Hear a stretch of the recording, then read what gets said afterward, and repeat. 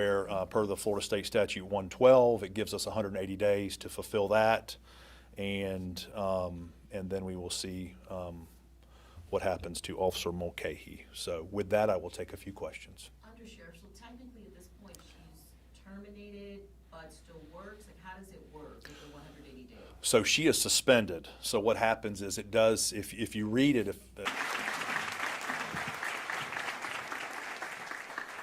well, the civil service rules. There's actually a civil service board here in Duval County which hears these cases if the employee chooses to take those options. What it does is it does not allow for us to terminate them, demote them, or suspend them with a loss of pay. There's certain rules immediately, unless there are certain thresholds, which, believe it or not, this wouldn't. It would be like a capital offense and things of that nature, a felony, that are imminent threats to the community and things of that nature. So she is suspended. You take her powers away, and then this criminal, where I'm sure she's going to be concentrated on her criminal case, that process is now in the hands of the state attorney's office. They work through that because she has then the same options as everybody else does. She can hire an attorney and things of that nature. And then it goes into the administrative, which is then internal affairs, does an investigation. So where in, like, you that work for the news agencies, you would have your criminal case and then potentially you'd be done. With the Jacksonville Sheriff's Office, then they have an administrative case because we then have charges which say it's conduct unbecoming, and the actual charge would be, an administrative charge would be conduct to support criminal acts, domestic battery. So even after the criminal case is done, they still have to be held accountable inside the agency. Anybody else? So there is a possibility that she could come back and work here at the Sheriff's Office, correct?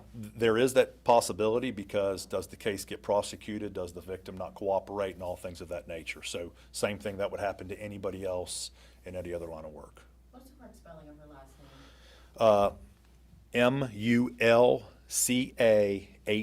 Mulcahey. One more question. Anybody? This was a very unfortunate violent weekend of a lot of the shootings that we heard of. Was there anything you can say about a mother of four that was also a part of a violent act this weekend? I believe she was stabbed. Or anything at all you can say about this weekend, how it was this weekend? Unfortunately, we've had a few violent weekends lately. We try not to talk about case specifics other than what we probably put out initially. We do that tactfully because we don't want to hurt the investigation. And what you may recognize as hurting the investigation and what I may recognize as hurting the investigation will be distinctly different. Meaning, the suspects know how they committed the act. They know what let's say a weapon, what caliber weapon, what type of weapon, and if we give too much in that, it doesn't help the investigators when it comes time to an interview because they know certain things that suspects would say. It would lock them in. So I would just say this: pray for our city. We're having some violent issues.